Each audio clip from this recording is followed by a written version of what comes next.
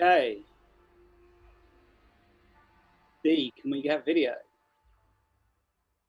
Video.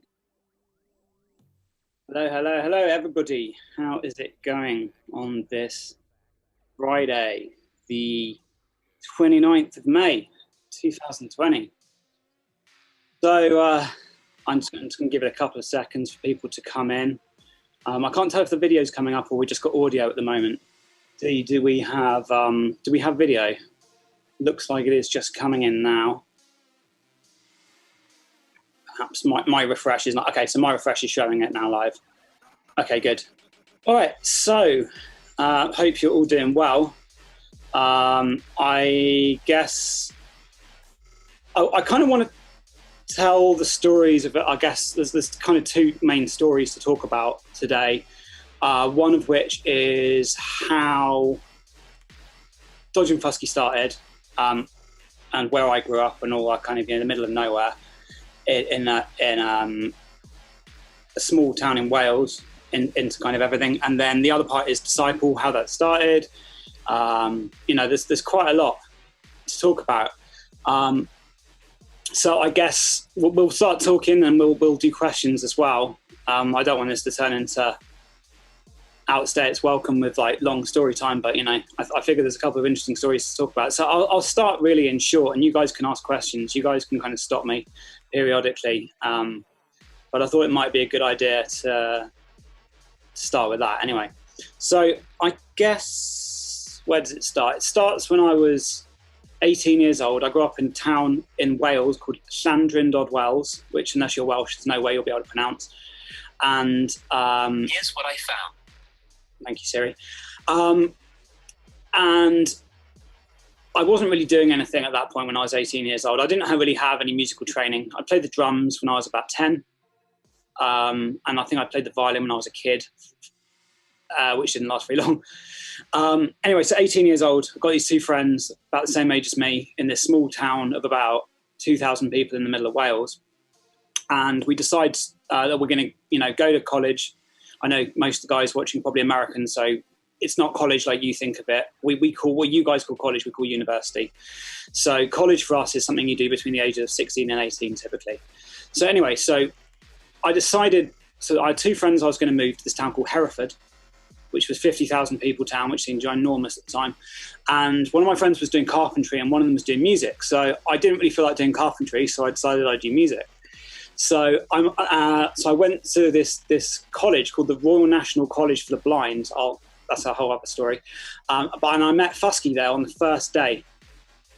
The first day of college in the Royal National College for the Blind. This was this is 18 years ago now. So 18 years ago, so we while we're in college, we start making music together.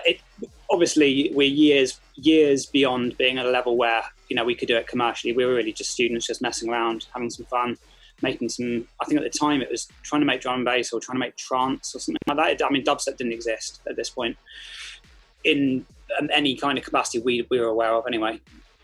So after college, I moved to London and Chris moves back to his parents' house. I don't actually see Fuskey for about, I don't see him again for about 3 or 4 years. And I randomly bump into him in London on a train station and find out that he's living in London and he's looking for a new place to live. This is before Facebook and stuff.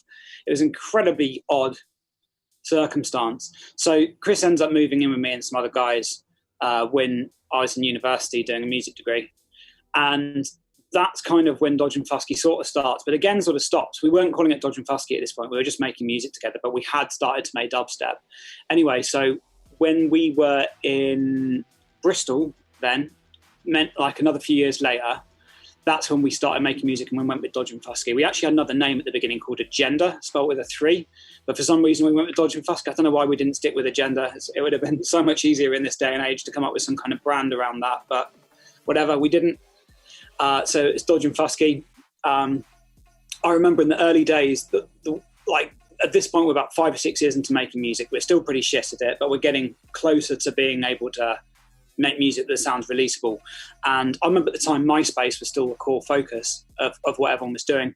And I used something called Friend Blaster Pro, and that sent out every day. I think the free version allowed you to send 200 friend requests with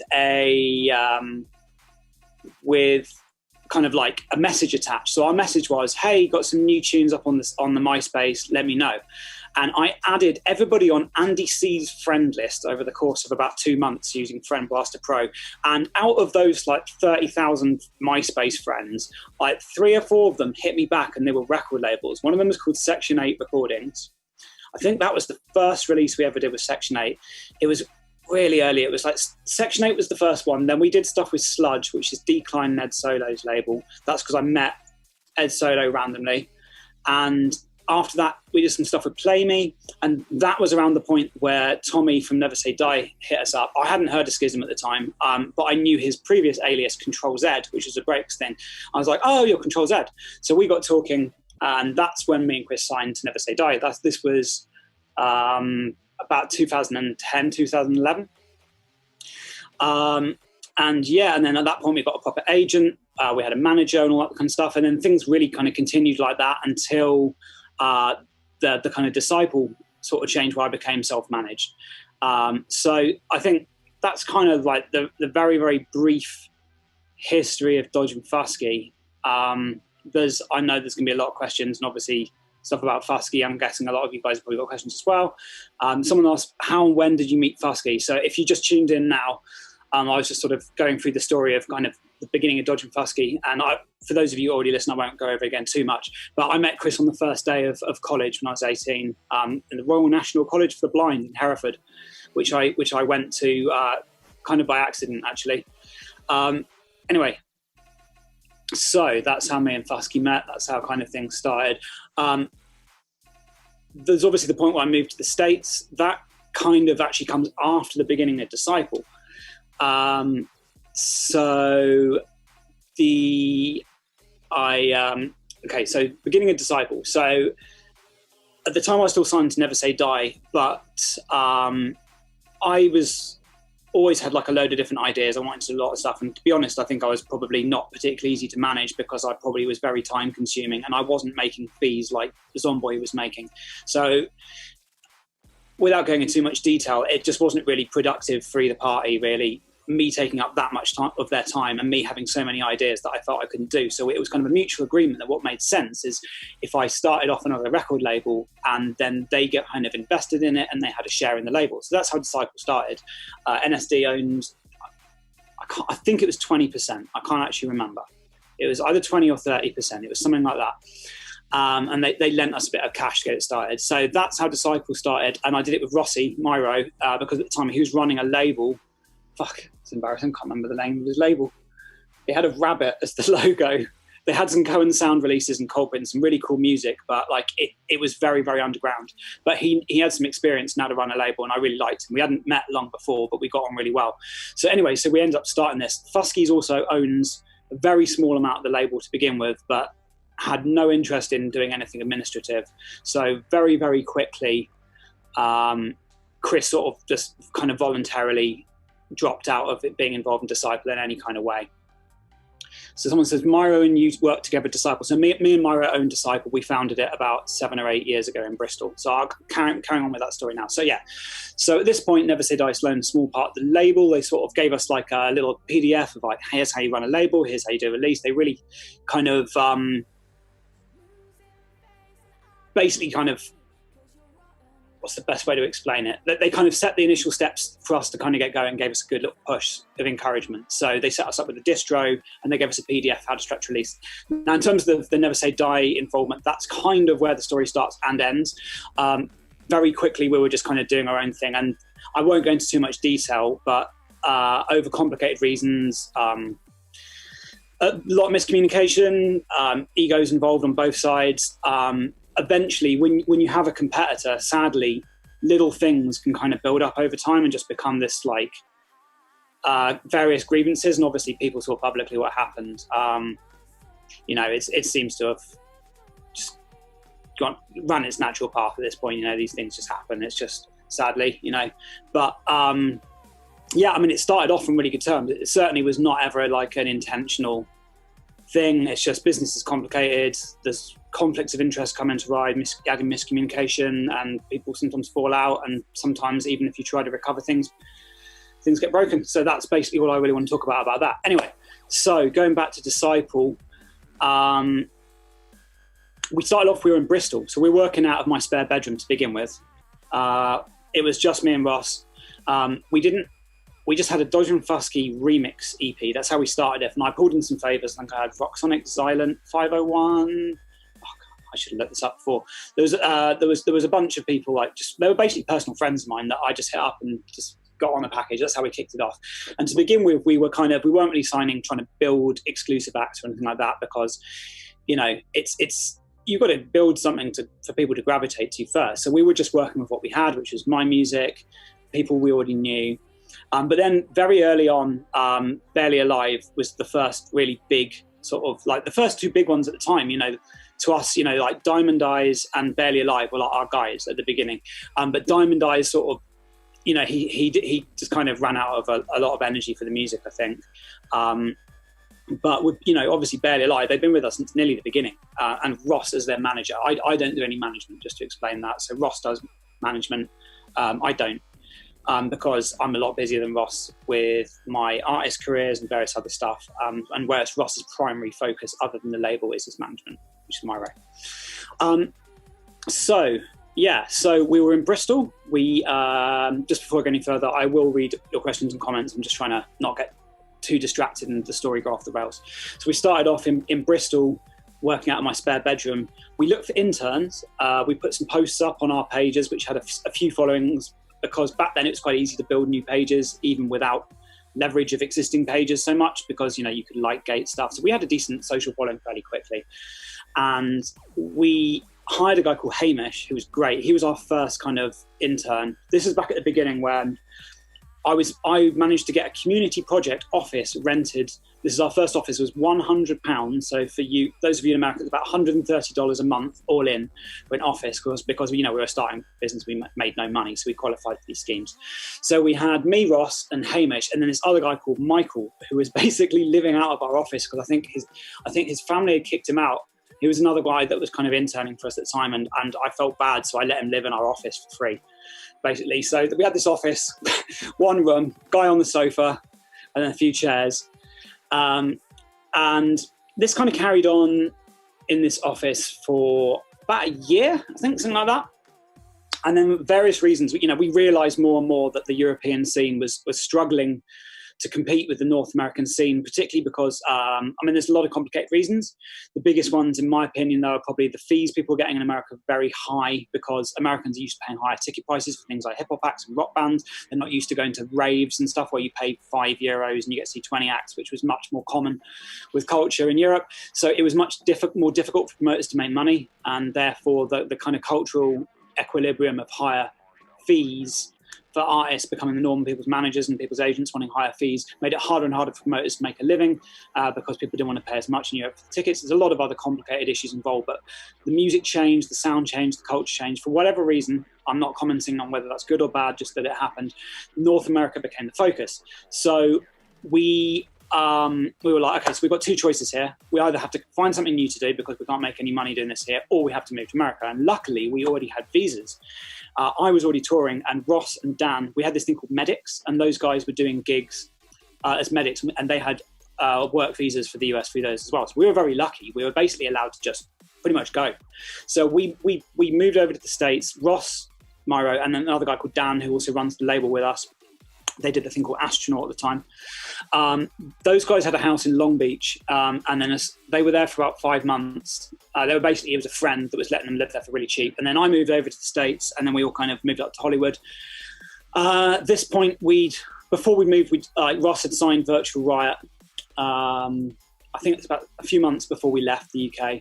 But at that point, Barely Alive was still the bigger act. And yeah, I think that was the main kind of base. We had Diamond Eyes, Barely Alive, Virtual Riot. We had a few other people involved as well. Megalodon, Habstrat had done some stuff. Anyway, so we moved to the States, and still same thing. We were running it from home for about a year in Hollywood, and then Create Music Group, who are our distributor, a guy called Sam there basically brought us convinced us to move over to them, and they also gave us an office in their building in Hollywood. So we had that office. Now we've moved to another office. Now we have our own shop next to their building, where we sell merch from. People can drop in and buy merch and stuff like that. And obviously you guys have seen the label grow, which has all just been down really to you guys. Really, it's the following creates everything. So that's kind of how it's happened in short. I've missed a lot of detail there, obviously, because I don't want to just go on for hours and hours and hours without taking questions. I'm sure you guys have got stuff you want to ask. But that's kind of the long and short of Dodge and Fuski and Disciple from the beginning. So I'm going to start scrolling through the questions now, and I'm going to scroll back a bit because I don't want the guys that ask questions early on to feel forgotten about. So I'm going to start scrolling through and picking questions that I have a good answer to. All right, so Plowers45 says, hello, I have a question. I haven't enjoyed produced music for a really long time, and for over a year I'm going through a beat block. Do you have any advice for overcoming it? Now, this is something that everybody struggles with. It's really tough. I'm not going to lie.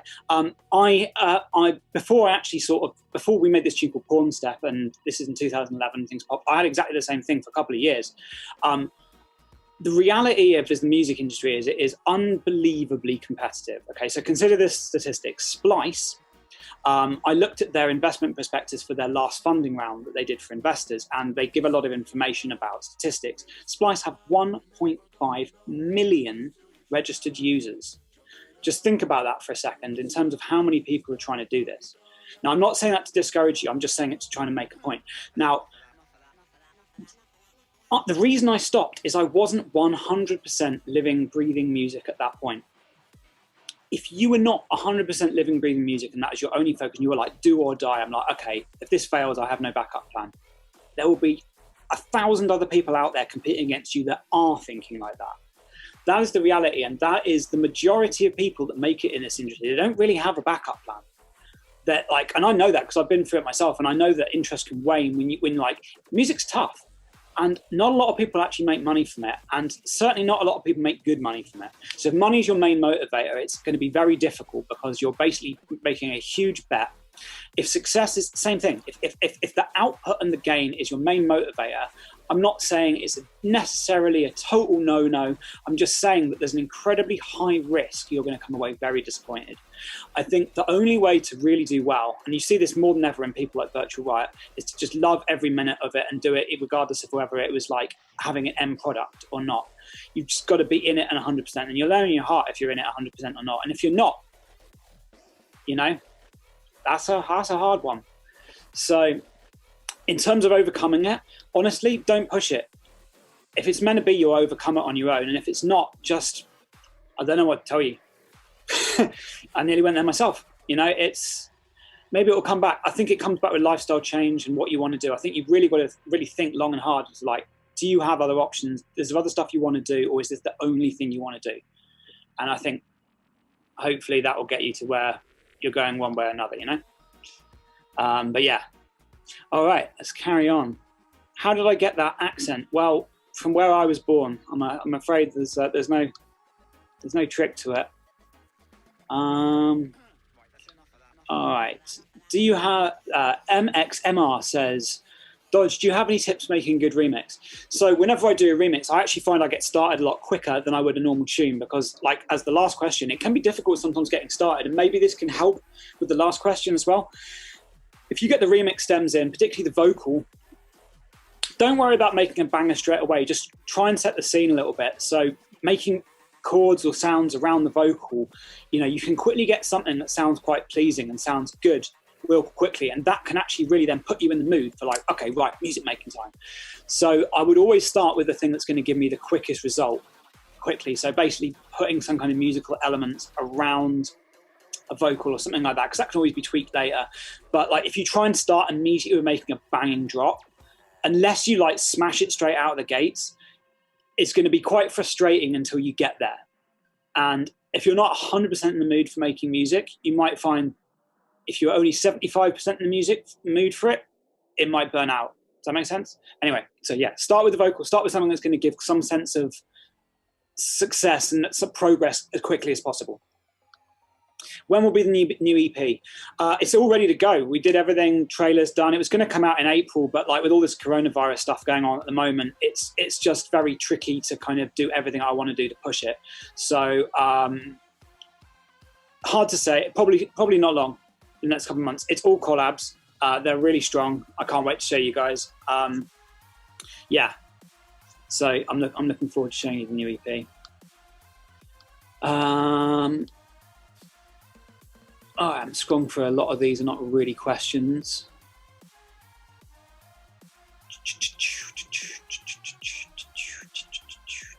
A lot of this I've already touched on. Oh, the scrolling thing's broken. Brilliant. I know, it's loaded again. All right.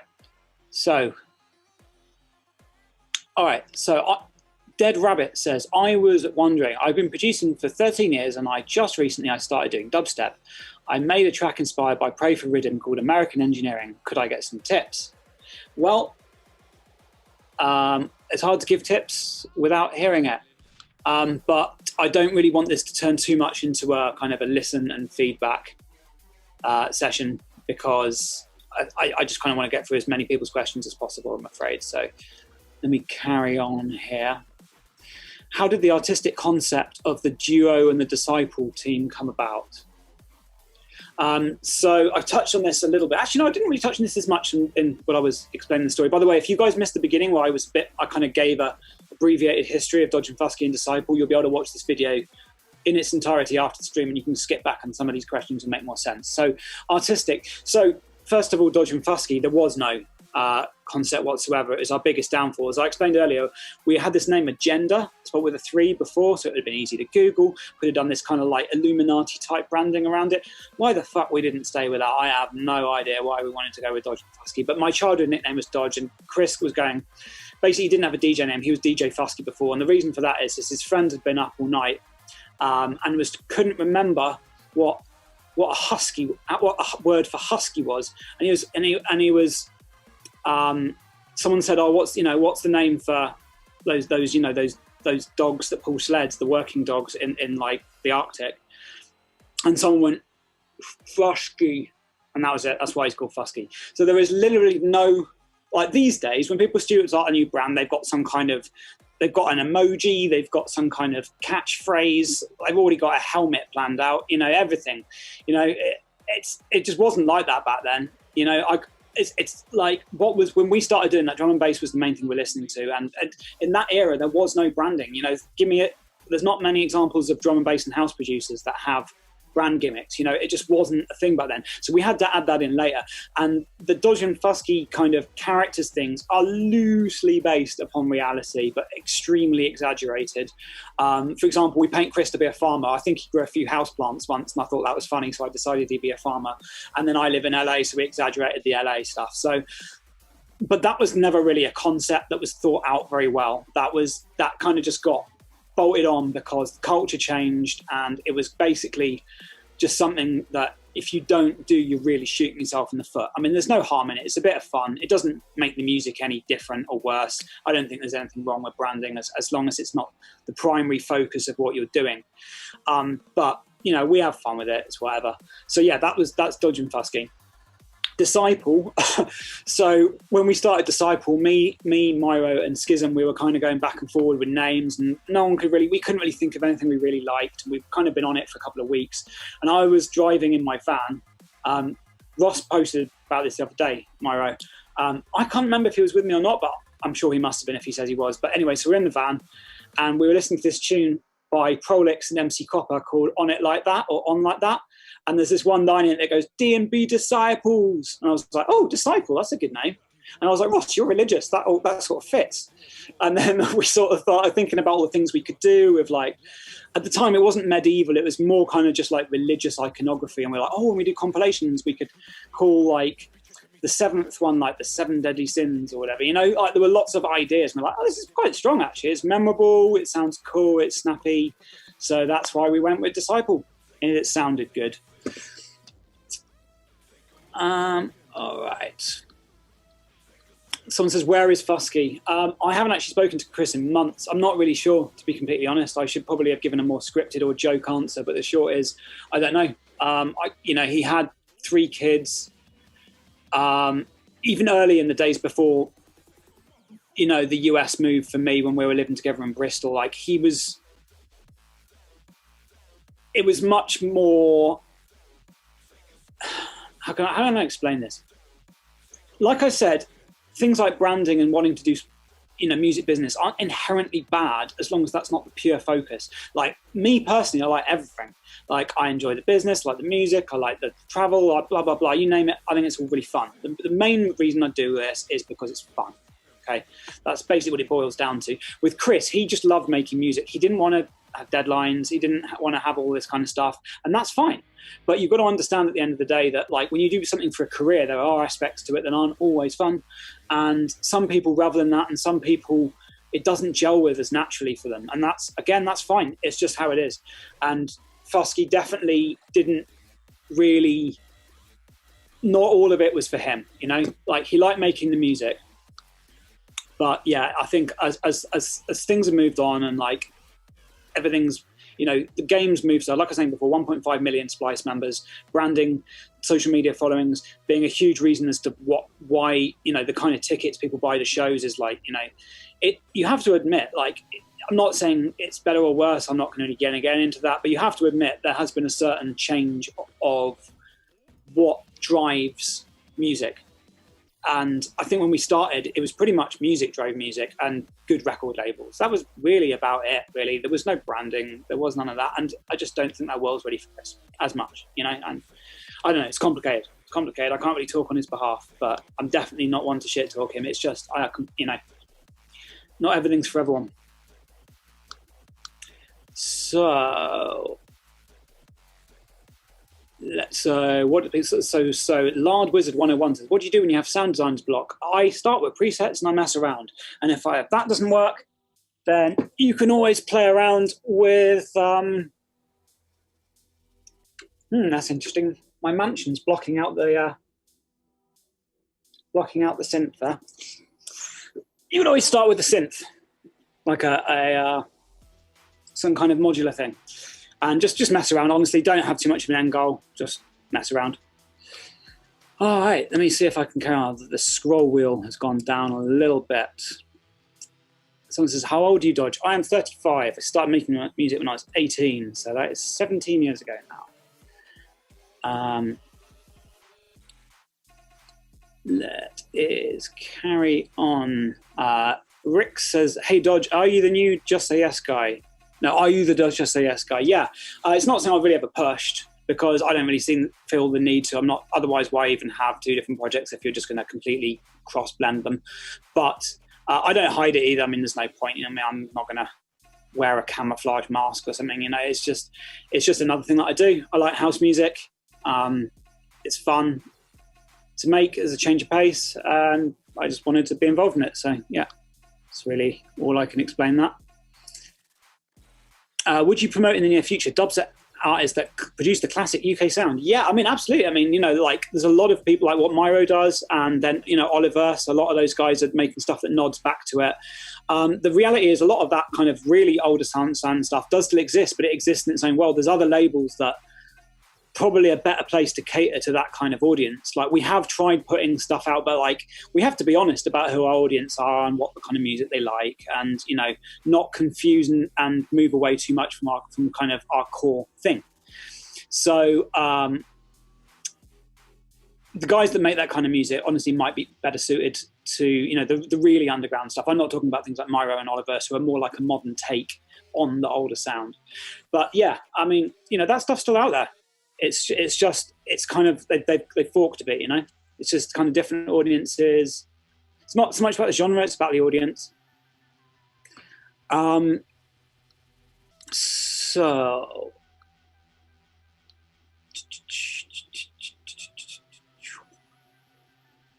someone says, Insider says, seen you perform a few times in Holland with Fuski. Oh man, that's going back a while. That would have been at the beginning. I think what happened is at the beginning we did all of the gigs together. And, it was fun. Like I say, it wasn't really about maximizing, anything particularly. It was just about getting out, having fun. And also the European system was very different to the way that American shows are done. the way that it usually works with European promoters is usually promoters will buy your flights, whereas in the US, the artist buys their flights. So in Europe, there was never a cost to a lot of acts. It didn't make, if you both went, why not both go? It's fun at the end of the day. But what happens is if you're a smaller act, obviously this is irrelevant for things like the Chemical Brothers or Skrillex or something like that. But smaller acts, you have to think about when you have a duo or a trio, not only by all of you going, if you have separate people want to book you at two places at the same night, you can't do that. So that's kind of why we first started doing it, is because when dubstep was at its peak in Europe, we were going out. Quite often we get a booking request on a Friday and we already had shows. So that's when we started splitting up so we could sort of, play all the shows. So that's kind of how that started. And then after things calmed down again, and the US thing started, obviously Chris has kids, two of you flying over to America and paying for both flights, you could, if you're, some of the smaller shows, you might end up basically making no money. And if this is your only source of income, there has to be a point where you have to go, okay, well, this isn't particularly viable, So that's the reason a lot of acts that are duos, I'm sure you guys probably wonder why sometimes it's only one guy from a duo. And, particularly some of the younger guys, it's hard. It's hard. Some of them might not even break even if both of them go, So that's the reality of it. But for us, the reason we started splitting up for shows was just double bookings. And then when things calmed down, Chris had his first child. So I was like, well, look, I'll take the first booking. And if another one comes in the same night, you can do it, Fuski, but I'll kind of take the brunt of the first ones coming in. So that's it. So yeah, so that doesn't really happen anymore. There's a couple we played together. There was the Big Disciple showcase in LA a year before he came out as a special guest, just to kind of be there for the event. But he doesn't tour in the States for various reasons, kids being the main one and cost being another one, from the UK. So right, there's a lot of questions coming. I'm doing my best here, guys, to answer every question as long as it's a sensible question, and get through them without skipping anybody. All right, someone says, did you ever play much in Bristol? Yeah, a couple of times. I mean, once, so a lot of my friends growing up were kind of like local DJs. And obviously when you're like a local guy, you're friends with the nightclub promoters, you will kind of play in where you live a lot more than where you don't live. But when you're kind of getting bookings coming in from an agent and you're getting booked from music you've written online and they're not necessarily people where you live doesn't really have that much impact on where you play. So I played in Bristol as much as anyone that lived in London or Cardiff would have played in Bristol. It didn't really make much difference, but I did, yeah. I mean, back then it was very, very underground. So the dubstep gigs, that they were nothing like the size of stuff in America these days. But yeah, I mean, we played, probably would have been a couple of times a year, like Thekla, Lakota, stuff like that.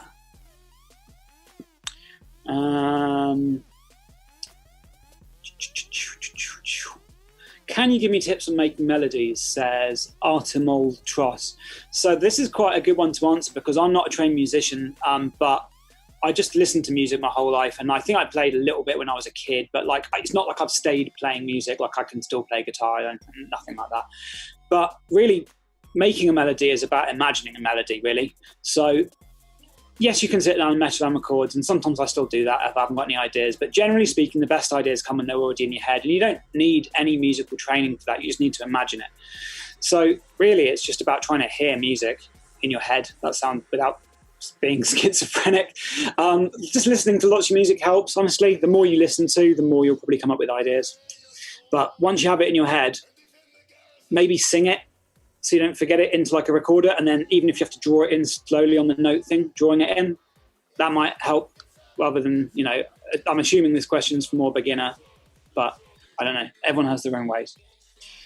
Who makes the Art Disciple Roundtable EPs? So the majority of our art, almost since the beginning, not all of it, we went through phases of kind of shifting around because people were busy and other complications like that. But Eric Solid Soul is our primary designer, and he is awesome. We've been working with him for a very, very long time, since I think like the 5th or 6th release. And, over that time, he was working remotely from Philadelphia most of the time when we were in the UK, and then when we were in LA, and then he moved over to LA. We gave him like a desk and an office to work from, to where he can work for us and work for other clients. So yeah, it's great. to have him involved, because he is an amazingly talented artist, as are all the amazingly talented staff that work for us. AD. So how are the artists for the remix contest going to get through every entry? Well, just going to have to, aren't we, really? That's why there's a lot of different artists, so we'll get to it. All right, so Lou T says, what trend or genre do you think will be the next focal point for the bass music industry? So I think we need to add some context to this, because I think it's quite an interesting and loaded question, not intentionally, I know, but I'm assuming that you're possibly US-based, North America-based. So this notion of what's next, okay? So when I started making music, drum and bass has been around for nearly 20 years already. Like, we'd had electronic music in so many forms in Europe. There was never this idea of what's next. It was more like, who's going to make the next great tune, right?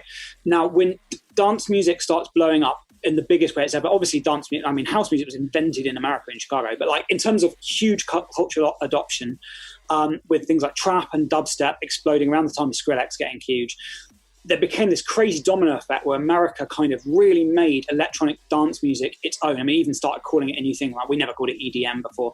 So that all of these kind of, where people that were hip hop producers and metal fans all started making music, they kind of made it in their own way and really like pioneered new sounds. We had this crazy new trend. I felt like every month was a new trend. I think America's really found its voice now with dance music, with things like dubstep and heavy bass music. And I don't necessarily think that rate of this crazy obsession over what the next thing is really necessarily going to continue. I mean, you look at drum and bass, it doesn't have that obsession of what's next. It's just happy making great music. So that's what I think is next, is not next. If that makes sense. I think dubstep's here to stay, and I think it will evolve and change in the same way drum and bass and house has evolved and changed, but I don't think everyone's just going to drop it and move into a new genre, which was what was happening about 5 years ago, seemingly. So that's my rather long-winded sort of take on that. But that's my personal opinion. That's just, I'm not a sage. I'm just, I analyze things and I make my best guesses. That's what I think. Someone said, I think I found a track from Agenda you might have done. It was on Section 8 recordings. I think it's called Aerophobia, or was that a Stodge and Fuski? You know what? Let me have a look. Agenda dubstep. All right. This Is Now was one, and MFBFB, that was another one, which was short for Motherfucking Big Fat Bass. I remember that. So that, yeah, those were, they were meant to be like Illuminati branded and stuff. Like I said, I don't know why we didn't stick with it. It actually had some kind of concept, but there you go. It's a lesson for all of you. At least come up with, so you don't have to like dress up as a hippopotamus, but just come up with something that's memorable. All right. How did you guys get the idea for the whole Big Grilling Monster thing? This is from Bad Bears. How did you get the idea for the Big Grilling Monster thing? Sorry, my bad English, I'm German. That's fine. That was, if you hadn't mentioned you were German, your English wouldn't have been completely unnoticeable. It wasn't. That's like every other German person. So how did we get the idea? So I did actually make a video about this. It's on the Disciple YouTube if you want to check.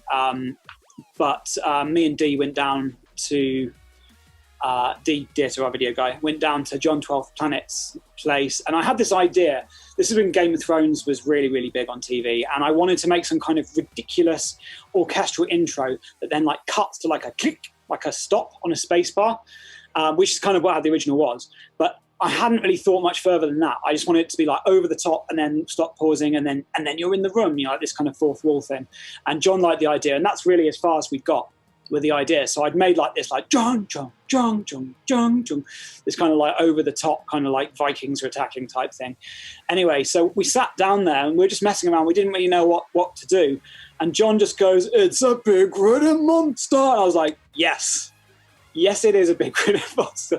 So we then sort of started scripting around that and came up with this village is under, we had to pace it out because you've got a 16 bar intro, then you've got the 16 bar thing. So we're like, okay, right, so 16 bars, that's about 30 seconds. So we need X amount of seconds of talking. So you kind of have to like guess how long it's going to be because you're not singing to a BPM. It's not singing, so it's not perfect. You kind of guess it. This like story about the village being under attack. And then it cuts to me. And the recording you hear in that, we did actually use an iPhone because we couldn't get my audio interface working in a studio. So we're like, fuck it, just record it into your phone, that will do. So we recorded that. That was our first take. that we ended up using. But yeah, it's pretty good and all that.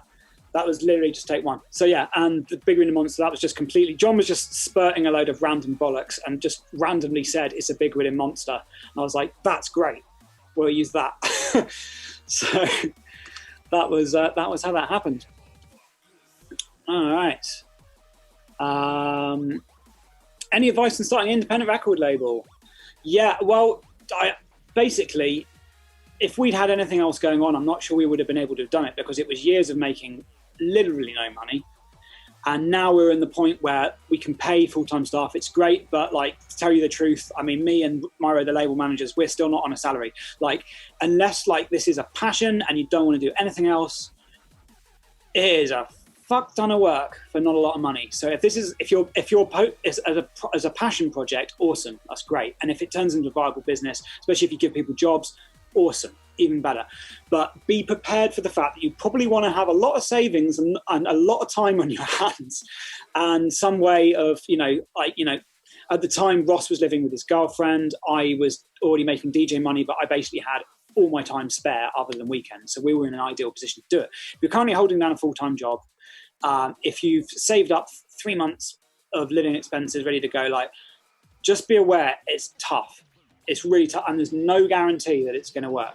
But you just need to start off. Basically, the key is building consistency. So having consistent acts, consistent branding, like consistent imagery, style, music that people like get used to the idea that good music comes from this label, and so they come back on their own. They check for what's new.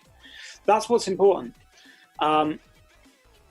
There's so many different ways to do it. Like, the approach that we in NSD and trying to think of some other examples, like Ram Hospital in the drum bass world, have gone, where we have the in-house roster and this kind of stuff. It's like almost the total opposite to how Monster Cat did it. So that, for them, it was all about the label being the brand and having huge variety of artists and not so much focusing on touring. And those guys are insanely successful. So like, it just goes to show there's just, I don't know. It's the one thing in common is you've just got to see it through, and you've just got to you've got to be aware of the fact it's going to be tough. That's my biggest advice. All right, there's so many questions. You guys are asking them so much quicker that I can get through them. I'm going to really try and focus on questions that I feel don't cover anything that we've covered before. Father Funk says, do you ever play in the UK? So I will touch on this. We haven't had a booking request in the UK. Oh, actually, Fabric. Chris played Fabric last year. That was the first one in 4 or 5 years. Like, it just goes to show how spread the scenes have become, really. Like, the majority of the guys that were getting bookings every weekend in Europe, the majority of them either have now moved to the States or pretty much only play in the States. It's just the way the culture's gone. It's tough to be a promoter. It is, especially right now. Like, holy shit. I have a lot of empathy for those guys. That is a tough gig. At the end of the day, when you're a promoter, you are putting a huge amount of money on the line, a huge amount of time, with no guarantee that you might even break even. Obviously, the big companies have a lot more power and leverage and consistency, but especially independent promoters, that is hard. So, especially when like the kind of culture moved away from Europe in terms of the music and the focus of it and all that kind of stuff, their job only became harder. And as a result, there's a lot less shows and a lot less bookings. It's just the way these things go, But the long and short of it is like, no, I mean, like what we do just doesn't have, I mean, the proof's in the pudding. If UK promoters wanted to book us, I'd be getting a lot more emails from our European agent with offers. It's just as simple as that. It really is as simple as that. Like Fabric was the last one that we played. But before this coronavirus thing, I'm playing in the US most weekends. It's just, it's not, like people used to ask this all the time on Facebook, like, when will you come to X? And I don't know. it's when will the real question is, when will someone from X book this act? That's the question. Anyway, all right, I'll move on.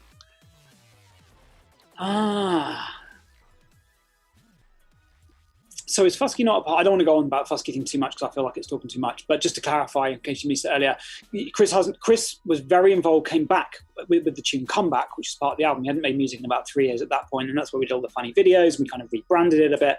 But again, now, like, the new EP is stuff that I've done as collabs with other people, rather than Dodge and Fuski stuff that we've done together. But like when people come and go, you know, it's like, think about Chase and Status. You know, if one of them made a tune, they wouldn't put it out as Chase. You know, it's just the way it is. But the reality is, I mean, I'm not going to talk about other people's stuff. That's up to them to discuss in public. But a lot of acts don't always, you know, it jumps between them. You know, sometimes one of them might make more, sometimes the other. You know, it's just the way it goes. It depends on who's feeling what. But like at the moment, you know, it comes in waves. I'm sure Chris will come back and be more involved and less involved as time goes on. It's, you know, I've just learnt that that's the way it is in duos. You know, sometimes you can't put too much pressure on the other person to play the game the way you want to play it. You know, you've just got to let them play the way they want to play it, and you just work out a way to make it fair. That's all you can do.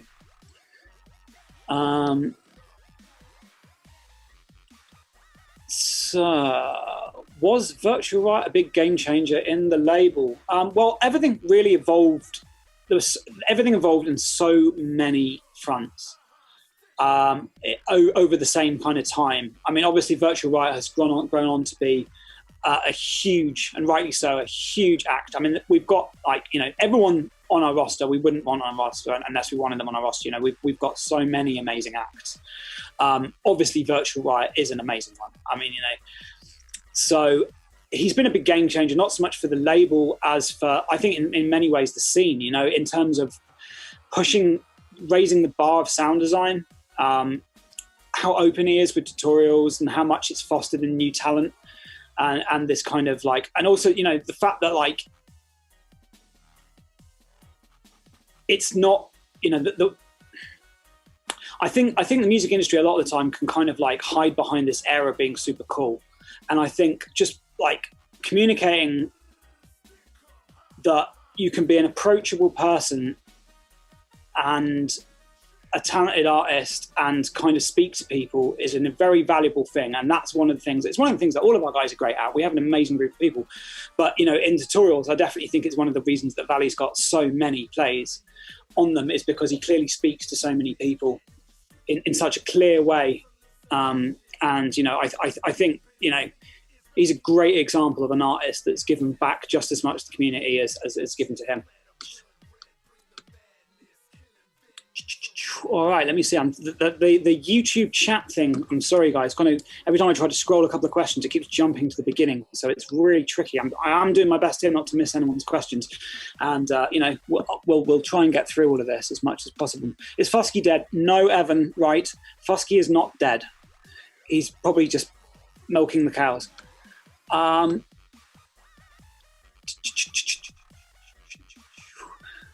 Insider says, what are your thoughts on Hardstyle? Wow, that was definitely something I thought was going to stick around for a bit longer. Yeah, so basically, I should explain the joke that happened with all of this. So Leo, our agent, was basically one of the most significant hardstyle agents in basically the genre's history in the States. He's had so many people over the years as clients, like Darren Styles. I mean, I know that's just different types of hard dance, but like he's very much in that world. So basically, mostly to take the piss out of him, when we did the EP and he was was it the album or the remix album? I can't remember, but one of the videos to promote that is we came up with this stupid story where Leo's trying to get me to make hardstyle. So, you know, there was basically a joke in there, like, you know, basically taking the piss out of Leo and his age and about how no one listens to hardstyle anymore.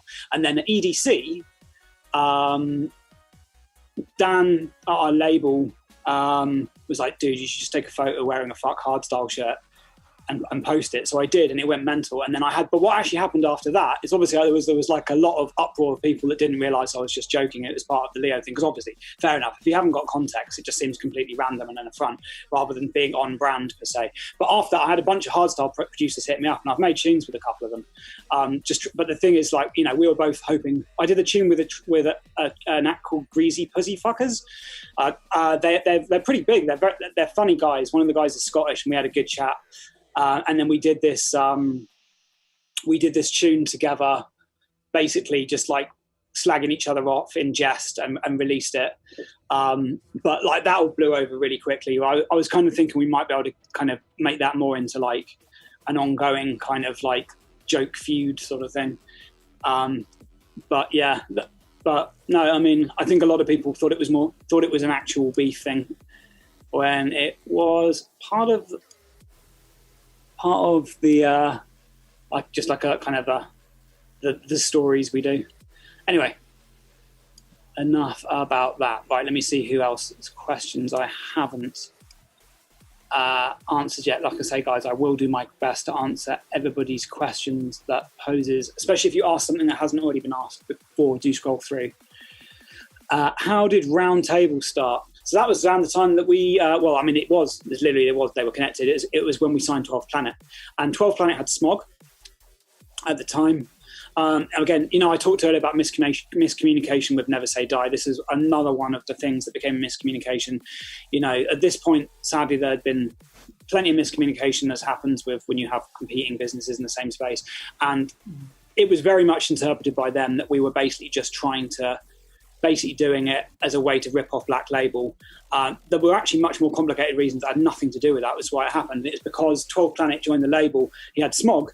And it's a bit confusing signing an act who's also then got this other label thing. So what we decided we would do is that we would we would basically start a label for 12 under Disciple, if that makes sense, that he would curate, which is what he does. He has a stake in Roundtable, and he's very involved day to day in like finding new talent, which is a big thing it's about. It's for stuff that 12 Planet's into. So part of 12 Planet coming to Disciple was having Roundtable. So that's basically how it happened. We were trying to come up with something that was kind of Knights of the Round Table-y kind of themed. We had various different ideas, but it was just the one that seemed to fit the best. So that's pretty much why we went with it, really. And the idea was that it'd be Knights of the Round Table and all this kind of stuff in the videos that were done. But yeah, it was basically kind of as a kind of like way for John to still sort of have the outlet that he had with Smog, but in Disciple. And that's how why Roundtable started.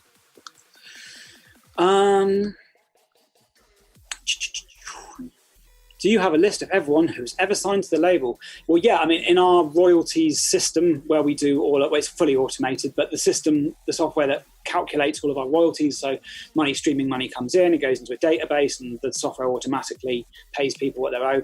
That will have a list of everyone who's ever released, and that includes things like remixers, vocalists. I think we've got 370 people on that system. But obviously don't forget that includes people that are writers that might not be, maybe a duo might have another person that wrote one of the songs with them, and they'll be credited as a royalty. So there's a lot of complications there. But yeah, obviously we kind of have in the region, God, I should know the exact number off the top of my head, in the 20-something region of kind of core acts. But then there's been a lot of people who have appeared as featurings or vocalists over the years. We're about 7 or 8 years in now. So, all right. Again, once the chat skipped down, so I'm going to try and square. So it says, are all Disciple artists exclusive? The majority of them, yeah. Just because it's a bigger part, like I said at the beginning, someone asked for tips about starting a label. You want consistency. It just works better, especially if you want to do touring and have like tour stages and do fun stuff with that.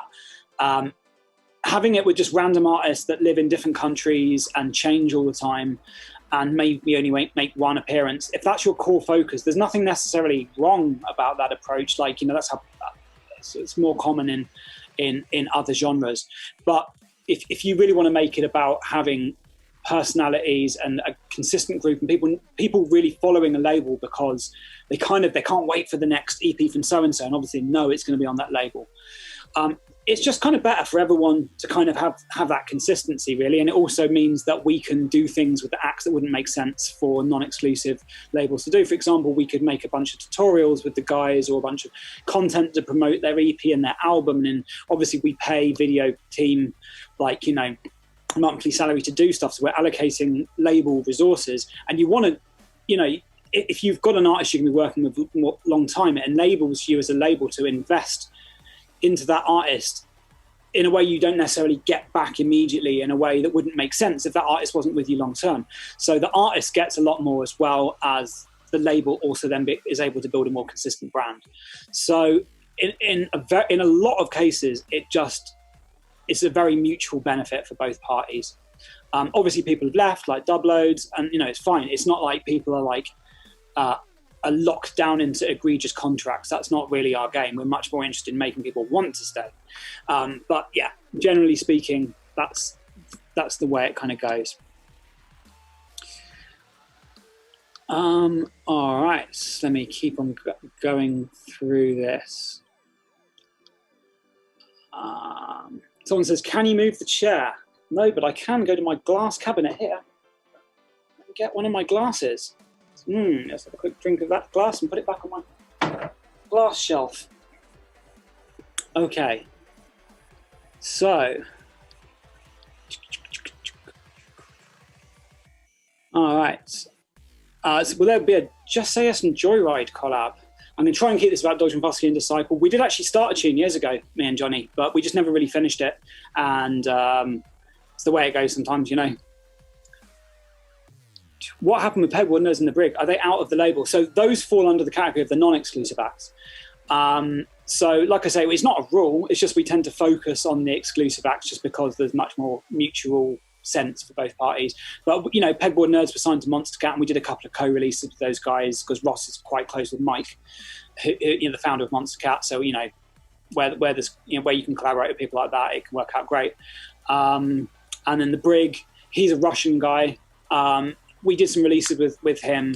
But again, like I was saying before, it's very difficult to build a touring circuit. It's why a lot of people move to the States. And also, if you're not involved in the culture you're involved with day to day, it's also harder to kind of stay connected to it.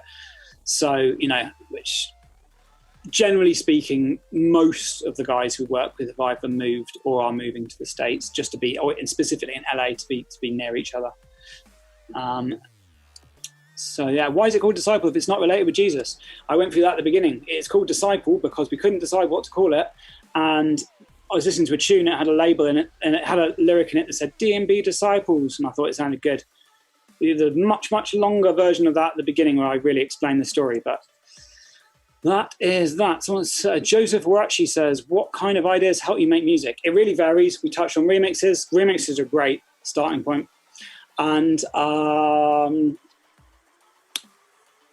that's a great idea. The Big Witty Monsters are another example. I mean, a lot of the time, there won't really be a specific idea. I'll just kind of sit around and mess around with stuff until something happens, either like messing around making a bass sound, messing around making some kind of like melody leap for a build-up, maybe using a vocal, like a temporary vocal that I'm going to replace, stuff like that. Just something to kind of get you into the mood that isn't necessarily immediately trying to make the final result.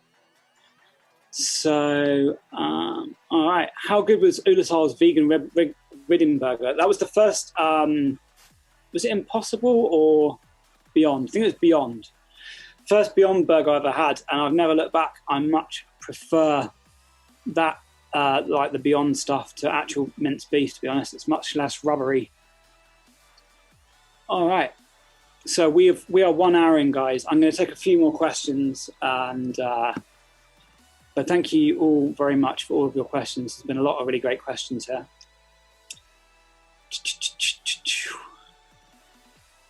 If you were to choose a former signed artist to bring back, who would it be and why? I mean, I always thought it was a shame that Diamond Eyes sort of just didn't keep up that much with, I mean, we're sending us tunes really, like, you know,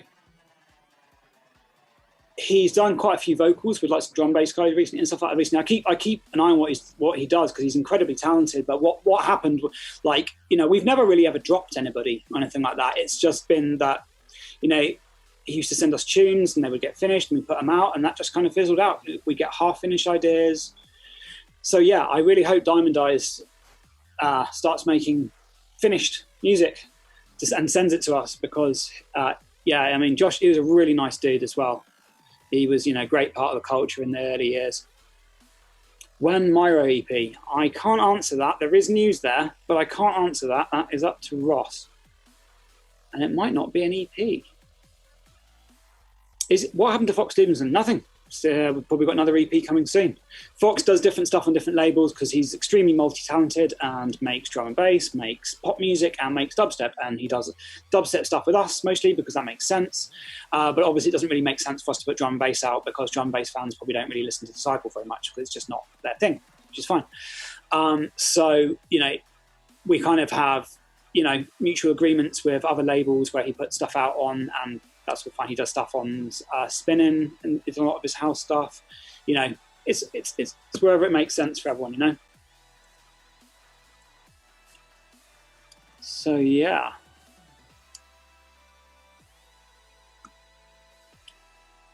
All right. Would you accept a new artist regarding drum and bass? Insider said. Yeah, I mean, I would love to put out drum and bass, but I just know that in reality it's not right for Disciple. And it's also not right for the artists either, really. You know, drum and bass artists need to be on drum and bass labels. That's where they'll get listened to by the people they need to be listened to by. You know, it's we've kind of experimented here and there along the growth of Disciple of slightly diversifying music a while, and what we've learned every time is what people, you can't please all the people all the time. So it's about trying to understand what your core culture is and who those people are and how to speak to the people, not letting the core people down, right? So the main focus really for us is on kind of heavy American bass music. That's kind of what people expect.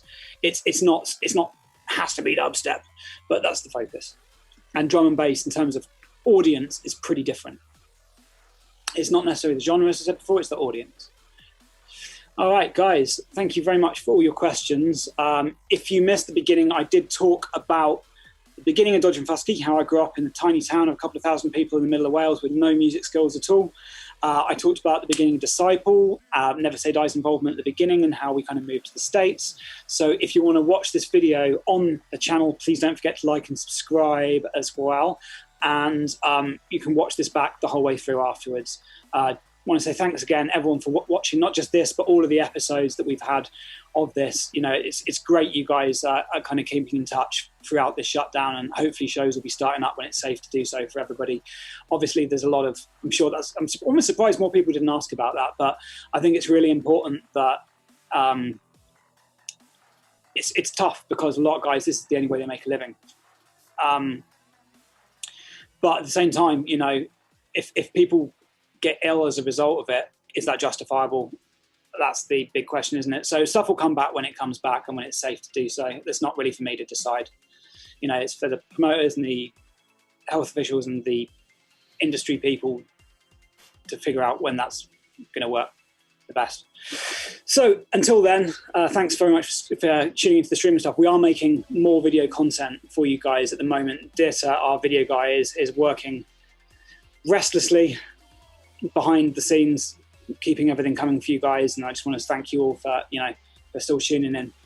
And there's lots of music in the pipeline, and looking forward to things getting back to normal over the next year or so, however long it takes.